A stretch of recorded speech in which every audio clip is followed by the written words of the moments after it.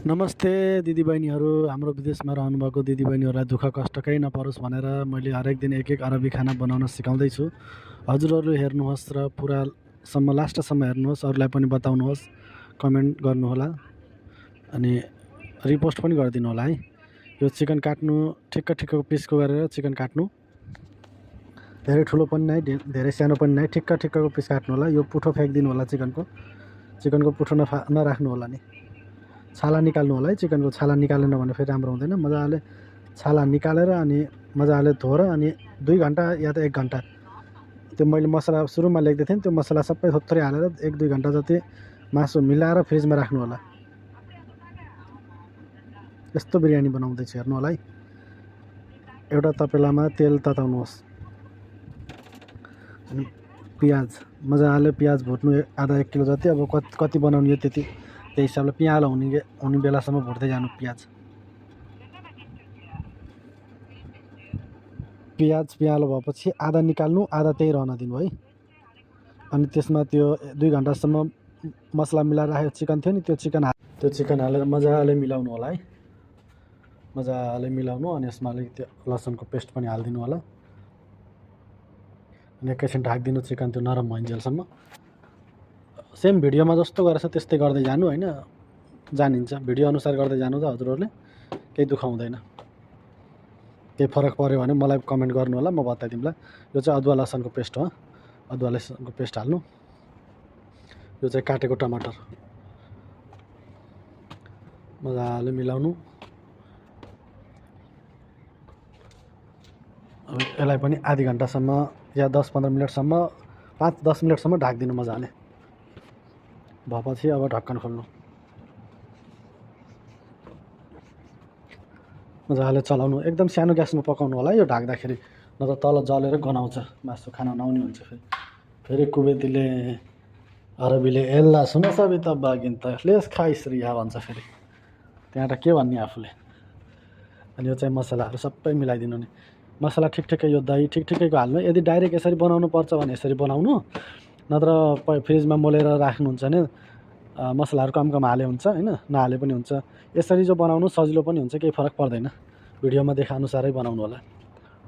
10 minute जति slow ग्यासमा राख्नु है खाना। अब चलाउनु, तल चिप्केको त छैन नि, लगाएको छैन। अब कतिजनालाई तरिका यही हो। अब कतिजनालाई मैले एउटा चिकनको बनाएको, हजुरहरूले अब कतिवटा चिकनको कतिजनालाई बनाउने हो, त्यही तरिका सेम हो। तरिका फरक होइन, तरिका सेम हो। त्यही अब मसला अलिकति धेरै हाल्नुपर्छ, त्यही अनुसारले बनाउनु होला नि। ठुलो फ्यामिली छ भने धेरै, सानो फ्यामिली छ भने थोरै। यो चाहिँ 4 जनालाई पुग्छ यो मसलाले। माथिबाट धनियाँ अनि निम्बु हालेर मजाले चलाउनु। अब यसमा आलु पनि हालिन्छ होइन, फ्राई गरेको आलु पनि हाल्न सक्नुहुन्छ चाहियो भने, नत्र चाहिएन भने हाल्न पर्दैन। मैले चाहिँ फ्राई गरेको आलु हाल्छु होइन। अहिले मसँग आलु नभएर आलु हालिनँ, डाइरेक्ट पकाइदिन्छु। निम्बु हालेर मजाले मिलाएर राख्नु एकैछिन, ढाकिदिनु एकैछिन। अब यो त पाक्दैछ।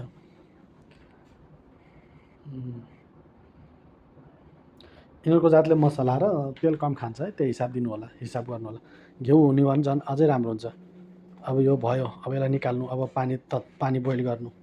पानी बोइल गर्नको लागि चामल चाहिँ तपाईँले पहिले आधी घन्टा पहिल्यै निकालेर राम्रोसँग धोएर भिजाएर राख्नुपर्छ, नत्र त्यो ठिक हुँदैन, राम्रो हुँदैन कि।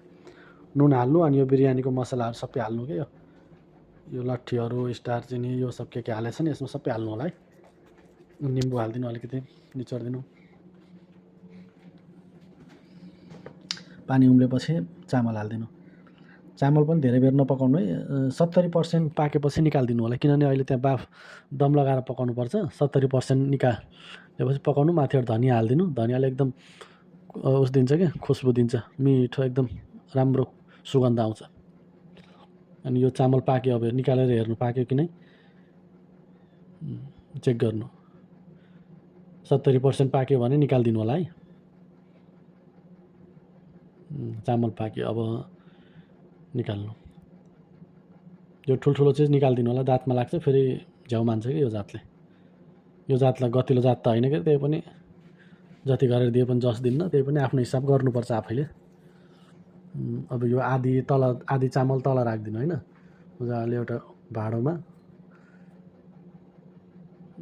त्यसको माथि फ्राई ओनियन, मैले अघि नै आधा ओनियन निकालेर राख्नु भनेको थिएँ नि, त्यही हो है, यसैको लागि हो। अनि यो पुदिना, धनियाँ र पुदिनाको पत्ता, अनि यो चाहिँ मासु क्या, त्यो अघि निकालेको साइडमा यसरी राख्नु। मासु ग्रेभी सँगसँगै राख्नु होला नि।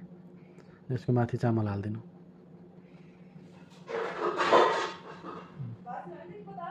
मौजुद ओके। बाद राइस जिप राइस बाद ओके। मजाले यसरी मिलाउनु।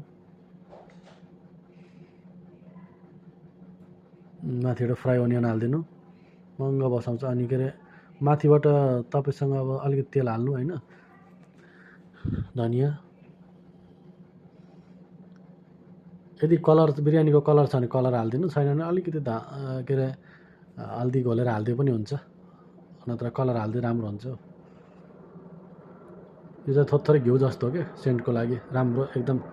अब त्यसलाई ढाकेर 15-20 मिनट जति एकदम स्लो ग्यासमा बाफ लाउनुपर्छ है, बाफ लाएको उसमा पकाउनु होला। एकदम स्लो ग्यासमा 10-15 मिनट राखिदिनु। अनि त्यो रेडी भइगएपछि हेर्नु त, ओहो कति राम्रो देखिएछ हेर्नु त। यस्तै बनाउनु त, तपाईँहरूले टिप्स पाउनुहुन्छ सायद। रेडी भयो, म त यता सुरु गर्नु ढक ढक ढक ढक ढक ढक गर्नै ठोक्नु बिरयानी हो, मजाले बनाउने। लग्छ बिरयानी रेडी भयो हेर्नु त, हुन्छ बिरयानी। खामखामको कलर माथिबाट हेर्नु त।